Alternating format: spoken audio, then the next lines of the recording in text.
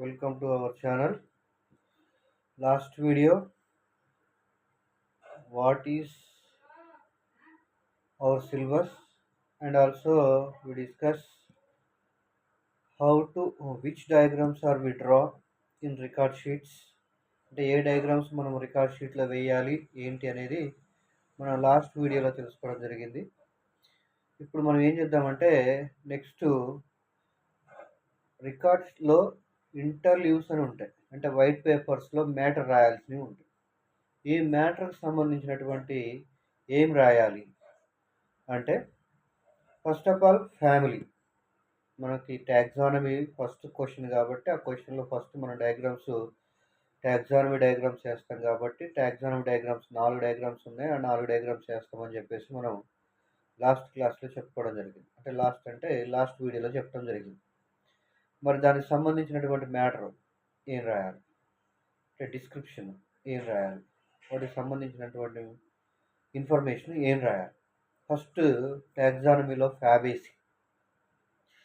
ఈ ఫ్యాబేసీలో మనం ఏం రాయాలి అంటే దేనికైనా ఫ్యామిలీస్ సంబంధించినటువంటి దేనికైనా కానీ మనం రాయాల్సిన మ్యాటర్ ఏంటి అంటే first of all habitat, habit, root, stem, leaf.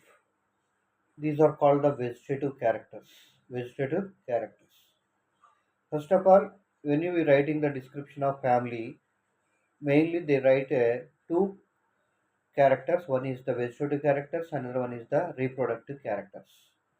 అంటే మనం ఒక ఫ్యామిలీ గురించి వర్ణించేటప్పుడు ఆ ఫ్యామిలీకి సంబంధించినటువంటి ఏం రాయాలి అంటే 2 లక్షణాలు రాయాలి. అందులో ఒకటి శాఖీయ లక్షణాలు, రెండవది ప్రత్యుత్పత్తి లక్షణాలు అని ప్రత్యుత్పత్తి భాగాలకు సంబంధించినటువంటి లక్షణాలు రాయాలి. ఈ ఫస్ట్ వెజిటేటివ్ క్యారెక్టర్స్లో శాఖీయ లక్షణాల్లో మనం రాయాల్సింది ఏంటి అంటే habitat, habit, root, stem, leaf. Okay. శాఖీయ లక్షణాల్లో మనం రాయాల్సింది ఆవాసం, ఆకృతి, వేరు, కాండం, పత్రం. వీటికి సంబంధించినటువంటి ఇన్ఫర్మేషన్ రాయాలి. నెక్స్ట్ వెజిటేటివ్ క్యారెక్టర్స్ అయిపోయి నెక్స్ట్ రీప్రొడక్టివ్ క్యారెక్టర్స్లో ఏం రాయాలి అంటే ఫస్ట్ ఆఫ్ ఆల్ మనం రాయాల్సింది రీప్రొడక్షన్ క్యారెక్టర్స్ అని పెట్టేసి హెడ్డింగ్ పెట్టాలి. దాని కింద ఏం రాయాలి అంటే inflorescence, flower, calyx, corolla, androecium, gynoecium, ovary plus seed, లాస్ట్కి ఇన్ఫ్లోరిసెన్స్ మీన్స్ ఫ్లోరల్ ఫార్ములా అనేటటువంటి మ్యాటర్కి సంబంధించినటువంటివి రాయాలి. ఫస్ట్ ఏం రాయాలి, మనము వెజిటేటివ్ క్యారెక్టర్స్ రాయాలి. వెజిటేటివ్ క్యారెక్టర్స్లో అంటే శాఖీయ లక్షణాల్లో మనం రాయాల్సింది ఏంటి అంటే habitat, habit, root, stem, leaf. అంటే శాఖీయ లక్షణాలకు సంబంధించినటువంటి ఆవాసం, ఆకృతి, వేరు, కాండం, పత్రానికి సంబంధించినటువంటి లక్షణాలని మనము రాయాలి. నెక్స్ట్ రీప్రొడక్షన్లో ఏం చెప్పినా మనము ఇన్ఫ్లోరెసెన్స్ రాయాలి. Next flower description or flower యొక్క వర్ణన రాయాలి, పుష్పం యొక్క వర్ణన రాయాలి. తర్వాత అందులో ఉండే calyx, corolla, androecium, gynoecium, next ovary, seed, fruit, floral formula. ఈ మ్యాటర్ కనుక మనం రాసినట్లయితే సరిపోతుంది. కానీ మనకి మాన్యువల్లో ఐడెంటిఫికేషన్ క్యారెక్టర్స్ అని ఉంటాయి. ఐడెంటిఫికేషన్ క్యారెక్టర్స్ మనం రాయాల్సిన అవసరం లేదు. నేను చెప్పిన ఈ క్యారెక్టర్స్ మాత్రమే రాస్తే సరిపోద్ది. ఎన్ని పేజీలు పెడితే అన్ని పేజీల్లో రాయండి. ఓకేనా. 2 పేజీలు పెట్టినా పర్వాలేదు, 1 పేజీలో రాసినా పర్వాలేదు, ఎన్ని పేజీలు రాసినా ఇబ్బంది ఏమి ఉండదు. ఈ 3 ఫ్యామిలీస్ కూడా మనం ఇలాగే రాయాలి. ఏమేమి ఫ్యామిలీస్, ఫ్యాబేసిక్ అయినా అంతే రాయాలి, సొలనేసిక్ అయినా అంతే రాయాలి, లిలియేసిక్ అయినా అంతే రాయాలి. నెక్స్ట్ మరి ఎనాటమీలో ఏం రాయాలి? నెక్స్ట్ క్వశ్చన్ మనకు ఉండేది ఎనాటమీ. ఈ ఎనాటమీలో ఏం రాయాలి అంటే మనము సేమ్ మనకి థియరీలో చదువుకున్నట్లాగే ఎనాటమీ. ఇప్పుడు ఎగ్జాంపుల్కి టీఎస్ ఆఫ్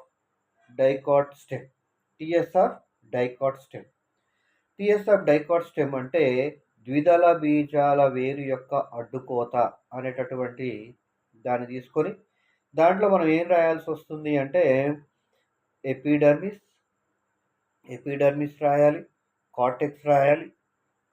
నెక్స్ట్ వచ్చేసి వాస్కులర్ బండిల్ క్యారెక్టర్స్ రాయాలి. ఇక్కడ కూడా మనము ఏం క్యారెక్టర్స్ రాయాల్సిన అవసరం లేదు. ఓకేనా? ఇది ఎనాటమీ. ఆ 4 ఎనాటమీ డయాగ్రామ్స్ కూడా సేమ్ అంతే రాయాలి. మనం లాస్ట్ వీడియోలో చెప్పుకున్నట్లు ఓన్లీ సెక్టర్ వేయాలి, డయాగ్రామ్ ఏమో సెక్టర్ వేయాలి రికార్డ్ షీట్లో. ఇంటర్లీవ్స్ అంటే వైట్ పేపర్స్లోనేమో వీటికి సంబంధించినటువంటి ఎపిడర్మిస్, కార్టెక్స్, వాస్కులర్ బండిల్స్ అంటే బాహ్య చర్మము, వల్కలము, ప్రసరణ స్తంభం అనేటటువంటి వాటి యొక్క లక్షణాలు, క్యారెక్టర్స్ ఎనీ 5 క్యారెక్టర్స్ రాసినా సరిపోతుంది. మొత్తం రాయాల్సిన అవసరం ఏం లేదు. రాస్తే మంచిది, రాయకపోయినా ఏం కాదు. దాన్ని అలా రికార్డు ఈ 2 క్వశ్చన్‌లకు సంబంధించినటువంటి రాయాలి. ఇక మనకి థర్డ్ క్వశ్చన్‌లో ఇంపార్టెంట్ అయింది ఏంటి అంటే చాలా చాలా ఇంపార్టెంట్ అండి. దాంట్లో మనం ఏం రాయాలి? ఇంటర్‌లీవ్స్‌లో ఏం రాయాలి? రికార్డ్ షీట్‌లో డయాగ్రామ్ ఏసాము. ఫస్ట్ ఆస్మోస్కోప్ తీసుకున్నాము. ఆస్మోస్కోప్ అంటే పొటాటో ఆస్మోస్కోప్. బంగాళదుంప ఆస్మోస్కోపు ద్రవాభిసరణను నిరూపించేటటువంటి ప్రయోగం అనమాట. ఏది బంగాళదుంప ద్వారా ఆస్మాసిస్‌ని అంటే ద్రవాభిసరణని నిరూపించేటటువంటి ప్రయోగం అని తెలుగులో అంటారు. Potato osmoscope to prove the osmosis with the help of potato osmoscope అని ఇంగ్లీష్‌లో అంటారు. దీంట్లో మనము మరి ఈ వైట్ పేపర్స్‌లో ఏం రాయాలి? ఇందులో మనము ఓకే. ఓన్లీ 4 పాయింట్లు రాయాలి. 4 పాయింట్స్ రాస్తే సరిపోతుంది. ఎయిము, ఎయిమ్ రాయాలి, ప్రిన్సిపుల్ రాయాలి.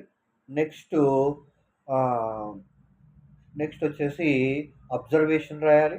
లాస్ట్‌కి ఇన్ఫరెన్స్ ఆర్ రిజల్ట్ అనేటటువంటి ఈ 4 క్యారెక్టర్స్ సంబంధించినటువంటి రాస్తే సరిపోతుంది. అది తెలుగులో ఒకసారి చూసినట్లయితే ఉద్దేశము, సూత్రము, పరిశీలన, అనుమితి లేదా ఫలితము అనేటటువంటి ఈ 4 లక్షణాలు రాస్తే సరిపోతుంది. ఏటికి థర్డ్ క్వెషన్‌లో ఉన్నటువంటి వాటికి సంబంధించినటువంటి మ్యాటర్ అంటే లైవ్ ఎక్స్పెరిమెంట్లు అంటారు. వృక్ష శరీర ధర్మశాస్త్రానికి సంబంధించినటువంటి ప్రయోగాలని అంటారు. లైవ్ ప్రయోగాలంటే ఫిజియాలజీ ప్రయోగాలని కూడా అని పిలుస్తూ ఉంటారు. వీటికి మాత్రము ఈ 4గిటికి ఏమేమి ఉన్నాయి 4 ఎక్స్పెరిమెంట్లు అంటే potato osmoscope with osmosis prove with potato osmoscope and plasmolysis and next one వచ్చేసి cobalt chloride paper experiment to prove the transpiration and last one is the chromatography అనేటటువంటి అంటే ద్రవాభిసరణ నిరూపించేటటువంటి బంగాళదుంప పొటాటో ఆస్మోస్కోప్ అంటే బంగాళదుంప సహాయంతో పొటాటో ద్వారా మనము ద్రవాభిసరణ నిరూపించేటటువంటి ప్రయోగము. నెక్స్ట్ వన్ ఏంటంటే కోశికీభావ సంకోచాన్ని నిరూపించేటటువంటి ప్రయోగము. నెక్స్ట్ థర్డ్ వన్ వచ్చేసి బాష్పోత్సేకాన్ని నిరూపించేటటువంటి కోబాల్ట్ క్లోరైడ్ సహాయం పేపర్ సహాయంతో బాష్పోత్సేకాన్ని నిరూపించేటటువంటి ప్రయోగము అదొకటి. లాస్ట్‌కి క్రోమటోగ్రఫీ అంటారు. పేపర్ క్రోమటోగ్రఫీ అనేటటువంటి ఈ 4గిటికి కూడా సేమ్ ఏం రాయాలి అంటే aim, principle, observation, inference, result.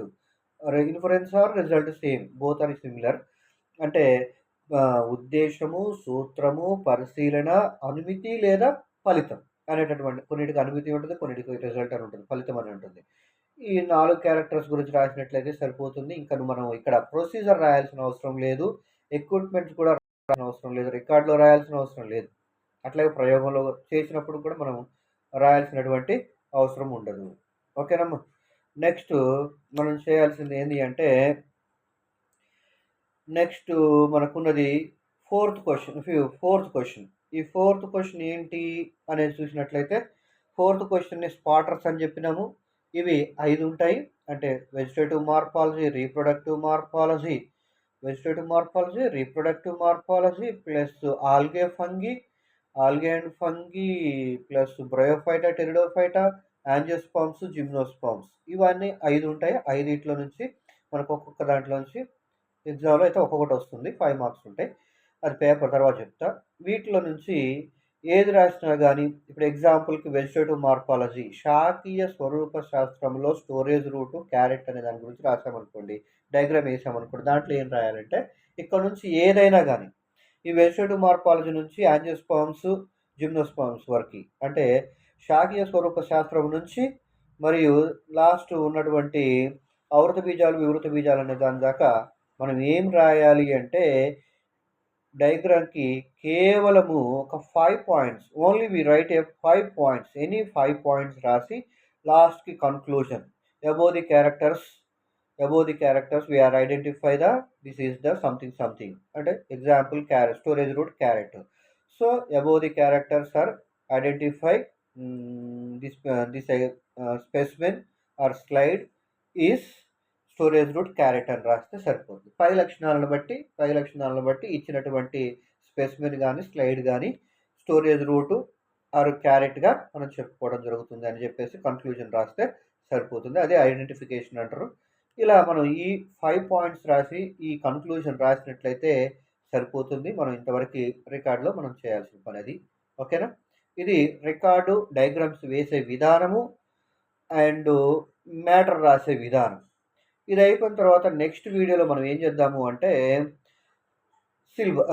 Paper, question paper. What is the question paper in IP exam practical examination అంటే ప్రాక్టికల్ ఎగ్జామ్లో క్వశ్చన్ పేపర్ మోడల్ పేపర్ ఎలా ఉంటుంది ఏంటి అనేది మనం నెక్స్ట్ వీడియోలో చేయబోతున్నాము. Okay, thank you.